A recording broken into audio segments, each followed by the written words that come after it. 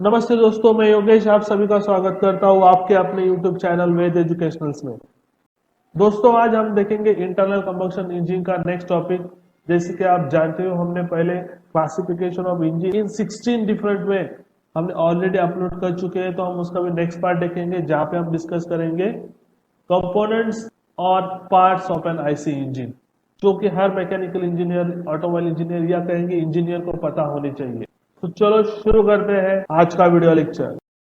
So before we start learning the components or parts of IC engine, मैं आप सबसे request करूंगा कि ये जो सामने ड्राइंग है उसमें मैंने अलग अलग मार्किंग करके रखी है, तो आप हर एक पार्ट का नाम गेस कीजिए, सीरियली आप उसको लिख के रखिए। At the end of this video में आपको इस ड्राइंग का आंसर बताने वाला हूँ, तो आप क्रॉस चेक कर लीजिए आपने कितना आंसर करेक्ट दिया था और कितना गलत। और मैं आपको गारंटी देता हूँ इस वीडियो के एंड तक आप सभी पार्ट्स को एक्यूरेटली मार्क कर पाओगे, विथ फंक्शंस उसको याद रख पाओगे। तो चलो शुरू करते हैं दोस्तों, study of components of IC engine. तो उसमें का पहला कंपोनेंट हम देखेंगे cylinder. So cylinder is a very main part of an engine inside which piston reciprocates to and fro। मतलब ये जो आपका पिस्टन है ये रेसिप्रोकेट करेगा आपके सिलेंडर में, ये जो शो किया गया है एरो में, that is cylinder. Then function क्या है सिलेंडर का दोस्तों? It retain the working fluid and to guide the piston. मतलब जो इनलेट वॉल से आपका एयर फिल मिक्सचर यहाँ से आने वाला है और बर्निंग होगा, यहाँ पे उसका बर्निंग होने के बाद उसका एक्सपांशन होगा, और वो एक्सपांशन होने के बाद पिस्टन को नीचे पुश करेगा। मतलब यहाँ पे पिस्टन की रेसिप्रोकेट मूवमेंट होगी, मतलब पिस्टन को गाइड किया जाएगा, प्लस यहाँ पे जो भी वर्किंग फ्लूइड है उसको रिटेन किया जाएगा। ये सब फंक्शन कहाँ पे होंगे? सिलेंडर के अंदर। तो बर्निंग की वजह से क्या होने वाला है दोस्तों कि वहां पे बहुत ज्यादा टेम्परेचर और प्रेशर जनरेट होगा। प्रेशर आपको 50 बार तक रहेगा और टेम्परेचर लगभग 2000 डिग्री सेल्सियस तक रहेगा। सो ऐसे हाई टेम्परेचर और प्रेशर को सस्टेन करने के लिए हमें मटेरियल भी वैसे ही सेलेक्ट करना पड़ेगा। तो जनरली ये जो इंजन होता है दोस्तों, अगर सिंगल सिलेंडर की बात करें तो उसके लिए हम जनरली कास्ट आयरन यूज करते हैं, लेकिन हेवी ड्यूटी एप्लीकेशन रहा जहाँ पे मल्टी सिलेंडर हम यूज करेंगे तो वहां पे हमें बहुत ज्यादा हीट जनरेट होने वाली है। तो हीट जनरेट जो होने वाले उसको हमें जल्दी से डिसिपेट भी करना पड़ेगा ताकि बर्निंग के लिए आइडियल कंडीशन बनी रहे। तो ऐसी जगह पे हम यूज करेंगे स्टील अलॉयज और एल्यूमिनियम अलॉयज, जिनकी हीट डिसिपेशन प्रॉपर्टी बहुत अच्छी होती है। जैसे कि मैंने बताया कि मल्टी सिलेंडर रहा तो हम एक एक सिलेंडर नहीं मैन्युफैक्चर करेंगे, हम वहां पे क्या करेंगे, एक साथ 4 सिलेंडर की कास्टिंग करेंगे या 8 सिलेंडर की कास्टिंग करेंगे। तो उनको हम कहते हैं सिलेंडर ब्लॉक। ऑलरेडी हमने क्लासिफिकेशन में डिस्कस किया था एयर कूल और वाटर कूल इंजन। तो सिंगल सिलेंडर जो होता है आपका टू व्हीलर का, उसको एक्सटेंडेड सर्फेसेस होती है, उसको हम फिन्स कहते हैं। वो क्यों होती है दोस्तों? हीट डिसिपेशन के लिए। तो ऐसी जगह तो एयर कूल से काम बन जाता है, लेकिन मल्टी सिलेंडर में सिर्फ एयर कूलिंग से काम नहीं चलता, हमें एक कूलेंट भी सर्कुलेट करना होता है। और आप यहाँ पे देख पाओगे ये जो ग्रीन कलर के पैचेस यहाँ पे बताए हैं, that is nothing but the water jackets. वो क्या काम करते हैं? वो कूलिंग का काम करते हैं, इंजन को कूल रखने का काम करते हैं। और याद रखिए इंजन क्यों कूल रखना है हमें? क्योंकि हमें वहां पे बर्निंग की आइडियल कंडीशन मेंटेन करनी है, नहीं तो क्या हो जाएगा, प्री इग्निशन हो जाएगा। तो ये था दोस्तों सिलेंडर के बारे में। तो दूसरा कंपोनेंट है अपना सिलेंडर हेड। जैसे कि आप देख पा रहे हो यहाँ पे ये जो पूरा है यहाँ से यहाँ तक जो एरो में शो किया है, ये दोस्तों है cylinder head. So top end of the cylinder is covered by component and that component called as a cylinder head। तो जनरली सिलेंडर के लिए, हर एक सिलेंडर के लिए एक सेपरेट सिलेंडर हेड प्रोवाइड किया जाता है। But most of the time जैसे आप यहाँ पे देख सकते हो प्रैक्टिकल में, यहाँ पे कास्टिंग ही सिलेंडर के हिसाब से डायरेक्ट उसका कास्टिंग किया गया है। सो इस तरह से भी मैन्युफैक्चरिंग किया जा सकता है कि एक साथ चारों सिलेंडर के लिए चारों कास्टिंग सिलेंडर हेड की जा सकती है। तो आप देख पा रहे हो जैसे यहाँ पे सिलेंडर हेड अलग अलग कंपोनेंट्स को एकोमोडेट कर रहा है। तो it accommodate the ports of air and gas passages भी होते हैं वहां पे, ताकि इंजन में कूलिंग मेंटेन हो। तो कौन से कंपोनेंट आप देख पा रहे हो यहाँ पे? इनलेट वॉल है, एग्जॉस्ट वॉल है, ये यहाँ पे स्पार्क प्लग है in case of SI engine. अगर ये डीजल इंजन होता तो यहाँ पे एटोमाइजर होता या फ्यूल इंजेक्टर कह सकते हैं हम। तो इस तरह से कंपोनेंट वहां पे एकोमोडेट होते हैं। जब इनकी असेंबली की जाती है सिलेंडर और सिलेंडर हेड की इंजन में, तब वहां पे गैस्केट यूज किया जाता है। वो गैस्केट होता है कॉपर का या एस्बेस्टस मटेरियल का, ताकि कोई भी प्रकार का एयर लीकेज वहां पे हो ना। अगर वहां पे एयर टाइट ज्वाइंट नहीं रहा तो अपना बर्निंग कंडीशन जो वर्किंग फ्लूइड के लिए जरूरी होता है या मिक्सचर के लिए जरूरी होता है वो मेंटेन नहीं होता। तो चलो देखते हैं दोस्तों हमारा थर्ड कंपोनेंट पिस्टन, जो कि सेकंड मोस्ट इंपोर्टेंट पार्ट है आपके आईसी इंजन का। तो ये जो मैंने दिखा दिया है दोस्तों यहाँ पे, ये जो येलोइश कलर का है ये है हमारा पिस्टन। तो चलो जानते हैं पिस्टन के बारे में। The piston is a disc which reciprocate within the cylinder. मतलब ये आप एनिमेशन में देखो, ये जो पिस्टन डिस्क है, ये जो डिस्क है रेसिप्रोकेट कर रही है सिलेंडर के अंदर, इसको कहते हैं हम piston. It is either moved by the fluid और it moves the fluid which enters the cylinder. जैसे आपको ऑलरेडी पता है कि सिलेंडर में यहाँ से इनलेट वॉल से एयर फ्यूल मिक्सचर आने वाला है और उसका एक्सपांशन होने वाला है बर्निंग के बाद। तो जो एक्सपांशन होने वाला है उसकी वजह से एक तो पिस्टन मूव होगा, और एक बार आपका बर्निंग हो गया, जो फ्लूइड अंदर बचता है, जो एग्जॉस्ट हमको करना होता है, वो कौन करेगा? पिस्टन ही करेगा।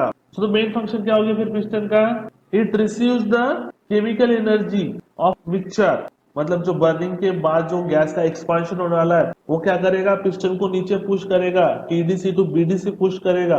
तो क्या होगा कि आपकी जो केमिकल एनर्जी फ्यूल की थी वो किस में कन्वर्ट हो गई? वो मैकेनिकल में कन्वर्ट हो गई। और ये काम कौन कर रहा है? आपका पिस्टन। और ये एनर्जी किसको ट्रांसफर होगी? फिर क्रैंक शाफ्ट को, विद द हेल्प ऑफ ये connecting rod. The piston must also disperse the large amount of heat from combustion chamber to the cylinder wall। मतलब यहाँ पे जो बर्निंग होने वाला है उसकी ज्यादा से ज्यादा हीट सिलेंडर वॉल को ट्रांसफर होनी चाहिए, ताकि जब नेक्स्ट साइकिल स्टार्ट हो तब बर्निंग के लिए आइडल कंडीशन बन जाए। सो this is another work for piston. तो यहाँ पे भी हमें स्ट्रेंथ की जरूरत है। तो स्ट्रेंथ के लिए हम मटेरियल यूज करते हैं कास्ट आयरन, कास्ट एल्यूमिनियम जो कि अच्छा हीट डिसिपेशन मटेरियल है, forge aluminium, cast steel, forge steel. तो दोस्तों नेक्स्ट कंपोनेंट है हमारा पिस्टन रिंग। तो जैसे आप ड्राइंग में देख सकते हो ये है पिस्टन रिंग। तो बिफोर स्टार्ट पिस्टन रिंग में आपको कुछ चीजें बता देता हूँ ताकि आपको क्लियर अंडरस्टैंड हो जाए पिस्टन रिंग क्यों यूज करते हैं। पिस्टन डायमीटर और सिलेंडर डायमीटर की तीन पॉसिबिलिटी हो सकती है। तो पहली पॉसिबिलिटी क्या रहेगी? जब आपका पिस्टन का डायमीटर सिलेंडर डायमीटर से बड़ा हो। अगर ये केस कंसिडर करेंगे तो पिस्टन और सिलेंडर में रेसिप्रोकेशन होगा नहीं, क्योंकि पिस्टन उसके अंदर जाएगा ही नहीं। देन सेकंड केस क्या हो सकती है दोस्तों कि पिस्टन डायमीटर और सिलेंडर डायमीटर दोनों इक्वल हो जाए, तो रेसिप्रोकेट तो करेंगे, लेकिन प्रॉब्लम क्या होगा? जब यहाँ पे बर्निंग स्टार्ट होगी तो आपको पता है बहुत ज्यादा टेम्परेचर और प्रेशर रहने वाला है, तो उसकी वजह से ये जो मटेरियल है इसका एक्सपांशन होगा। तो इसका एक्सपांशन हुआ मतलब फ्रिक्शन बढ़ जाएगा और प्रॉपरली आपका मैकेनिकल वर्क डेवलप नहीं हो पाएगा, मतलब बहुत ज्यादा लॉस हो जाएगा। और थर्ड केस है हमारा जो कि हम एक्चुअल में यूज करते हैं, वो है कि पिस्टन का डायमीटर हम सिलेंडर डायमीटर से कम रखें। अगर डायमीटर पिस्टन का छोटा रखा तो यहाँ पे गैप क्रिएट होगा, बराबर। वो गैप क्रिएट हो गया मतलब यहाँ पे जो एयर फ्यूल मिक्सचर का बर्निंग होने वाला है नीचे आ जाए तो अपना हीट लॉस हो गया, मतलब वर्क लॉस हो गया। तो हमें ऐसा भी नहीं होने देना है। तो इसको अवॉइड करने के लिए हम ये रिंग्स यूज करते हैं। समझ में आ गया? तो चलो बताता हूँ पिस्टन रिंग के बारे में। तो आप देख पा रहे हो यहाँ पे, तो circumferential grooves are provided on the piston, और उस पिस्टन पे सर्कमफरेंशियली जो रिवॉल्व की गई है वो है हमारी पिस्टन रिंग। इनको भी हाई प्रेशर और टेम्परेचर को फेस करना पड़ता है, और इनको भी हीट डिसिपेशन प्रॉपर्टी अच्छी होनी चाहिए। तो हम स्टील अलॉय यूज करते हैं, क्योंकि स्टील अलॉय की इलास्टिक प्रॉपर्टीज बहुत अच्छी होती है। मतलब हाई टेम्परेचर भी हुआ, उसका एक्सपांशन भी हुआ, तो वो तुरंत उसका शेप रिगेन कर लेती है। तो that is the advantage of the steel alloy. दो टाइप की रिंग्स होती है, एक कॉम्प्रेशन रिंग होती है, एक ऑयल रिंग होती है, और एक रिंग होती है वाइपर रिंग जो इन दोनों के बीच में होती है। तो थ्री टाइप आप याद रख लो, कॉम्प्रेशन, ऑयल और वाइपर। चलो एक वन बाय वन बता देता हूँ। कॉम्प्रेशन रिंग क्या होती है? ये आपका सिलेंडर हेड है जिसके ऊपर एयर फ्यूल मिक्सचर बर्न होने वाला है। तो उससे सबसे फर्स्ट आने वाली, मतलब टॉप फेस पे रहने वाली जो रिंग होती है उसको बोलते हैं compression ring. Upper ring of the piston which provides air tight seal. मतलब ये जो रिंग है एयर टाइट सील प्रोवाइड करेगी। It will prevent the leakage of burn gases to the lower portion. Lower portion में जाने से उसको रोकेगी। समझ में आ रहा है? Then these rings also transfer heat from piston to the cylinder liner. मतलब ये सिलेंडर लाइनर जो रहेंगे इसको ट्रांसफर करने का काम भी पिस्टन रिंग करेगी। और जो साइड थ्रस्ट जनरेट होने वाला है लोड की वजह से, उसको भी एब्जॉर्ब करने का काम कौन करेगा, या उसको सस्टेन करने का काम कौन करेगा? आपका कॉम्प्रेशन रिंग। देन उसके बाद नीचे आती है लोअर रिंग, ये वाली, जो कि लोअर पोर्शन से क्रैंकशाफ्ट से नंबर 1 की रहेगी। तो इसका फंक्शन होता है दोस्तों to provide effective seal to prevent leakage of oil into the engine cylinder. मतलब जो ये पोर्शन है यहाँ पे अपमोस्ट, वहां पे कोई भी ऑयल ना जाए, उसको सील प्रोवाइड करने का काम कौन करता है? Oil ring. मतलब देखो दोस्तों, लुब्रिकेशन प्रोवाइड करेंगे ना, पिस्टन मूव हो रहा है तो मैकेनिकल फ्रिक्शन होने वाला है, तो उसको कम करने के लिए हम ऑयल प्रोवाइड करते हैं, दैट इज लुब्रिकेंट प्रोवाइड करते हैं। तो वो लुब्रिकेंट ऊपर ना जाए कंबक्शन चेंबर में, उसके सीलिंग के लिए हम क्या यूज करते हैं? Oil ring. और जो मैंने बताया third, wiper ring. Wiper ring is also providing sealing, लेकिन नाम क्या है? वाइपर। मतलब एग्जॉस्ट गैस जो ऊपर से कुछ थोड़ा बहुत है उसको ऊपर भेज देना, और नीचे से जो भी ऑयल, एक्सेसिव ऑयल बचता है, उसको वापस नीचे भेज देना। ये दोनों फंक्शन कौन करेगा? Wiper ring. तो ये रिंग जनरली 3 यूज करते हैं, ज्यादा यूज नहीं करते हैं, लेकिन समटाइम 7 भी यूज करते हैं। और 4 स्ट्रोक में ओनली 2 रिंग्स यूज करते हैं, दैट इज कॉम्प्रेशन और ऑयल रिंग। और 2 स्ट्रोक में तो एक ही रिंग यूज करते हैं, दैट इज कॉम्प्रेशन रिंग। तो बहुत ही ज्यादा हेवी ड्यूटी एप्लीकेशन वहां पे हम वाइपर रिंग यूज करें। तो ये टोटल था दोस्तों पिस्टन रिंग के बारे में। नंबर का कंपोनेंट है अपना कनेक्टिंग रॉड। तो जो component reciprocating motion of piston को कन्वर्ट करेगा circular motion of your crankshaft, उस कंपोनेंट को कहेंगे हम connecting rod. So it converts the reciprocating motion of a piston into the circular motion of the crankshaft in the working stroke. ये हो गया connecting rod.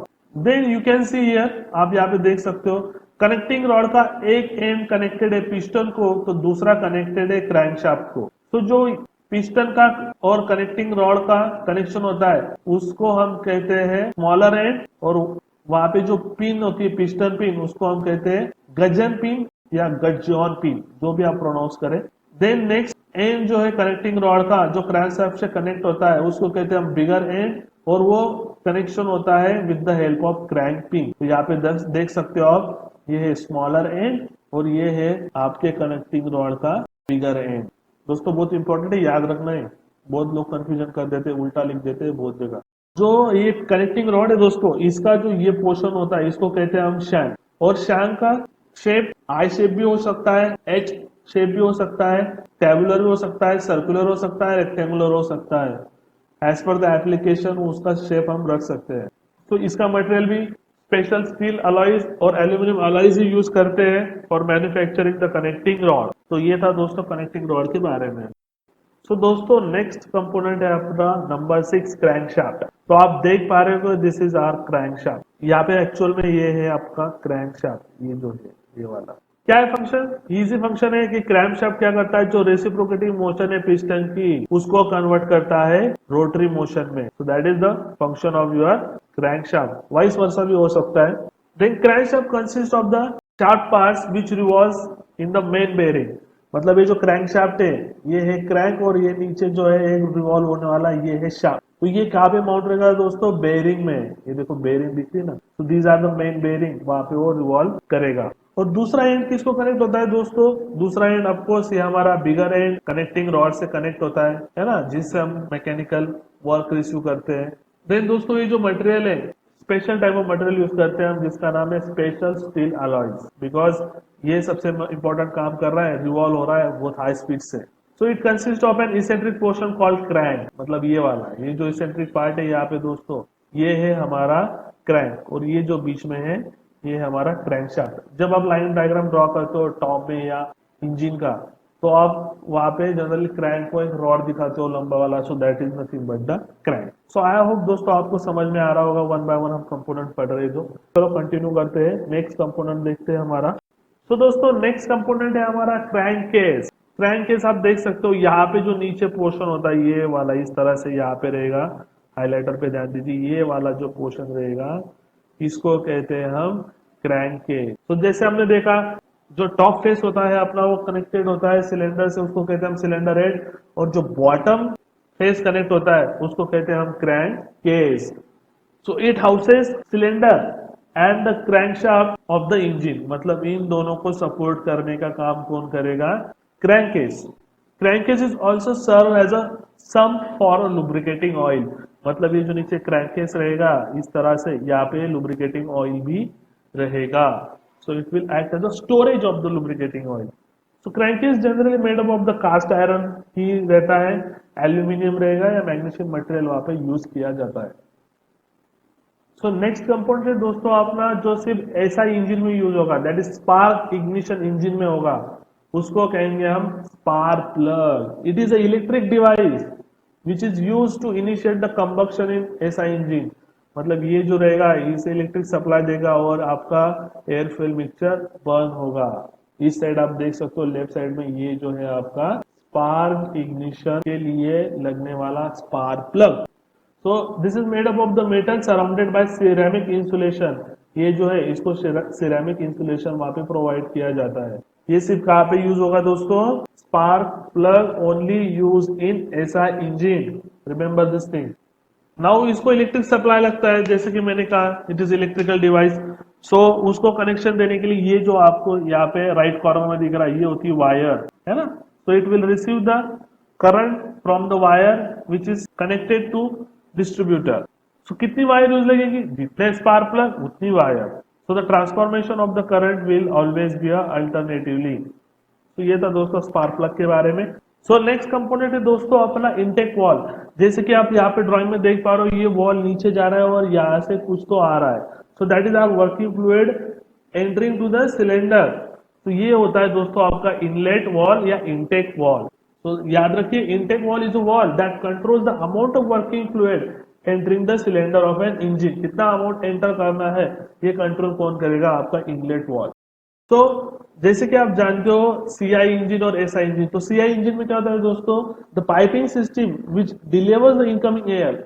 मतलब ये जो पाइपिंग सिस्टम है यहाँ से सिर्फ क्या एंटर करेगा? एयर. तो उसको भी हम कहते हैं इनलेट वॉल. और एसआई इंजन में क्या होता है? आपका फ्यूल और एयर मिक्सचर इनटेक मैनिफोल्ड से एंटर करता है. तो याद रखिए दोनों में डिफरेंस. तो piping system which delivers the incoming air in the cylinder is also inlet valve in CI engine, and the piping system where your fuel added to the air, it is also a intake manifold. So generally that made up of the cast metal, plastic और composite material से बनाया जाता है. So inlet engine valves are made from the chrome silicon alloy steel. देखो यहाँ पे फिर से alloy steel आ गया. मतलब यहाँ पे भी हमें हाई टेम्परेचर और प्रेशर को फेस करना है. ऑफकोर्स यहाँ पे बर्निंग होने के बाद यहाँ पे प्रेशर और टेम्परेचर एक्सर्ट होने वाला है. तो इस हाई स्ट्रेस कंडीशन के लिए भी हम special type of material use करते हैं, उसका नाम है क्रोम सिलिकॉन अलॉय टीए. तो ये था दोस्तों इंटेक वॉल. इंटेक वॉल तो देख लिया. अभी उसके बाद देखते हैं एग्जॉस्ट वॉल. तो यहाँ पे देख पा रहे हो, देखो बर्निंग हो गया, ये वॉल ओपन हो गया एनिमेशन में और यहाँ से कुछ तो बाहर चला गया. तो ये जो एग्जॉस्ट होता है बर्निंग के बाद जो गैसेस बचते हैं अनबर्न गैसेस, तो उसको बाहर भेजने का काम कौन करता है? Exhaust valve. ये जो आप देख पा रहे हो तो है दोस्तों एग्जॉस्ट वॉल. तो exhaust valve is that valve that releases the burned gases from the cylinder. बाहर भेजने का काम कौन करेगा? आपका exhaust valve. The exhaust valve closes during the initial part of the induction stroke. मतलब यहाँ जब इनलेट होने वाला है उस टाइम ये देखो क्लोज है यहाँ पे, तो क्लोज रहे. So piping system which carries the exhaust gases away from the system, ये piping system है जो carry कर रही है. This is also part of the exhaust wall. The wall head has ground face. इस तरह से मतलब यहाँ पे दिखा है देखो ये ऐसा, ये इस तरह से, so that it can form a perfect seal. यहाँ से exhaust गैस वापस ना आ पाए और working fluid जो है air fill mixture वो बाहर जा ना पाए. So it provides a perfect seal. Exhaust valves are usually made of the nichrome, silichrome or cobalt chromium steel because they are very much heat resistant and they are able to stand very high stress condition. So next component है दोस्तों अपना cam shaft. तो यहाँ पे आप देख सकते हो ये कैम शाफ्ट है, करेक्ट.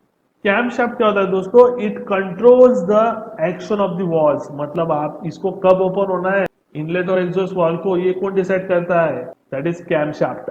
कैम शाफ्ट का स्पीड होता है half of the crank shaft speed, क्योंकि हमें पता है 180 रिवोल्यूशन मतलब एक स्ट्रोक कंप्लीट होता है, तो वो स्ट्रोक के हिसाब से उसका कैम शाफ्ट का स्पीड चलता है. तो cam shaft controls the movement of an engine valves of course. तो intake and exhaust valves are precisely timed. बिल्कुल प्रिसाइजली टाइम होता है, क्योंकि जब इनलेट स्ट्रोक शुरू होना चाहिए तब उस टाइम पे आपका इनलेट वॉल ओपन होना चाहिए, और वो तभी ही ओपन होता है। So it is very precisely time based on the camshaft influence each has is respective action. मतलब कैमशाफ्ट की स्पीड में कुछ चेंज होता है तो इनलेट और एग्जॉस्ट वॉल की टाइमिंग भी चेंज होती है। ऑफकोर्स अगर गाड़ी का स्पीड कम होता है मतलब क्रैंक शाफ्ट का स्पीड कम होगा, क्रैंक शाफ्ट का स्पीड कम होगा मतलब आपके कैम शाफ्ट का स्पीड चेंज होगा, कैम शाफ्ट का स्पीड चेंज हुआ मतलब आपके इनलेट और आउटलेट वॉल की टाइमिंग चेंज होगी। सो इस तरह से वो इन्फ्लुएंस होगा। So these are generally made up of the steel and the cast iron. So दोस्तों कुछ कंपोनेंट है जो एक्चुअल इंजन के साथ नहीं होते, इंजन के बाहर भी होते हैं। जैसे फ्लाईव्हील है, यहाँ पे आप देख पा रहे हो फ्लाईव्हील। सो फ्लाईव्हील क्या होती है दोस्तों, एक राउंड शेप की डिस्क होती है जो एनर्जी स्टोर करती है, और जब एनर्जी की जरूरत होती है तो सप्लाई भी करती है। सो ये जो राउंड डिस्क है यहाँ पे देख रहे हो आप, ये round disc, this is nothing but the flywheel which will store the energy, और वो ऑलवेज रोटेट करेगी। जो भी एक्सपांशन ऑफ गैसेस की वजह से एनर्जी जनरेट होने वाली पावर स्ट्रोक में, उसको स्टोर और सप्लाई करने का काम ये फ्लाईव्हील करता है, बाकी रिमेनिंग 3 स्ट्रोक में। तो दोस्तों उसके बाद आता है ये फ्यूल इंजेक्टर। क्या होता है fuel injector? It is a precise nozzle which spray the fuel into the incoming air. मतलब जो इनलेट वॉल से आपका एयर आने वाला है उसको कॉम्प्रेस करने के बाद एक प्रेशर और टेम्परेचर रीच हो गया, तब वहां पे एक नोजल ऑयल स्प्रे करता है, उसको कहते हैं हम फ्यूल इंजेक्टर। और ये कहाँ पे मिलता है आपको? डीजल इंजन में, सीआई इंजन में। So injector directly spray at the combustion chamber. So direct combustion chamber में वो फ्यूल का स्प्रे करेगा। So it is placed at the center of the combustion chamber। जैसे मैंने बताया वहां पे एसआई में क्या था, स्पार्क प्लग था, उस जगह क्या रहेगा? Fuel injector. ये यहाँ पे आप देख सकते हो इस तरह से एक्चुअल में वो होता है। देन दोस्तों हमने नेक्स्ट कंपोनेंट है हमारा कार्बोरेटर। जैसे कि मैंने आपको ऑलरेडी बताया कि इन एसआई इंजन आपका air fuel mixture inlet valve से एंटर करता है। तो वो मिक्सचर कहाँ तो तैयार होता होगा, तो वो डिवाइस होता है carburettor. So the main function of the carburettor to mix air and gasoline and provides a high combustion mixture. मतलब वो जल्द से जल्द कंबक्शन हो पाए ऐसा मिक्सचर वो सप्लाई करता है through inlet valve. So of course ये मिक्सचर की क्वांटिटी तय करेगा इंजन का speed. It also regulate the air fuel mixture ratio. ये जो एयर फ्यूल रेशो है बहुत बड़ा कंसेप्ट है, ये आपको डिटेल में मैं बता दूंगा। सिर्फ इतना याद रखो कि एयर फ्यूल रेशो मेंटेन करने का काम कौन करता है? कार्बोरेटर। और इंजन में कंपोनेंट होता है, या सीआई इंजन में वो होता है फ्यूल पंप। तो ड्राइंग मैंने यहाँ पे नहीं दिखाई है। So it is a electronic और mechanical driven pump to supply fuel from the fuel tank to the engine. So fuel pump का काम क्या होता है कि फ्यूल टैंक से फ्यूल ले और इंजन तक ला दे। तो दोस्तों जैसे कि आप जानते हो वीडियो के शुरुआत में मैंने आपको एक टास्क दिया था जिसमें आपको आईसी इंजन कंपोनेंट गेस करने थे। आई होप आप सभी ने उसको अटेम्प्ट किया होगा। अभी उसे चेक करते हैं कितना आंसर आपका करेक्ट आया है। सो ये है दोस्तों उसका आंसर। जिनका आंसर 100% करेक्ट आया उनको कॉन्ग्रेचुलेशन, और जिनका थोड़ा बहुत गलत हुआ होगा इस वीडियो के बाद उनको भी कोई डाउट या कोई प्रॉब्लम अभी आएगा नहीं। तो दोस्तों लगभग मैंने सभी इंपॉर्टेंट पैरामीटर कवर कर लिए थे जो भी एक कॉम्पिटिटिव एग्जाम के लिए भी जरूरी होता है या यूनिवर्सिटी एग्जामिनेशन के लिए भी जरूरत होता है, वो सब मैंने इसमें कवर किया है। अगर आप कॉम्पिटिटिव एग्जाम की तैयारी कर रहे हो तो इसमें देखो मटेरियल पूछते ही है, इंजन कंपोनेंट के मटेरियल पे एक सवाल लगभग 90% आता ही है। सो प्लीज उसको याद रखने की कोशिश कीजिए। आई होप दोस्तों आपने ये वीडियो एंजॉय किया होगा, और आखिरी तक ये वीडियो देखने के लिए थैंक यू वेरी मच। और इस वीडियो को ज्यादा से ज्यादा लाइक, कमेंट और शेयर कीजिए। लाइक की आप बहुत कंजूसी कर रहे हो, सिर्फ एक बटन ही तो प्रेस करना है। और अगर आप फर्स्ट टाइम इस चैनल पे आए हो तो प्लीज चैनल को सब्सक्राइब कीजिए और बेल आइकॉन जरूर प्रेस कीजिए ताकि टाइम टाइम पे आपको नोटिफिकेशन मिलती रहे। तो घर पे रहे, सुरक्षित रहे।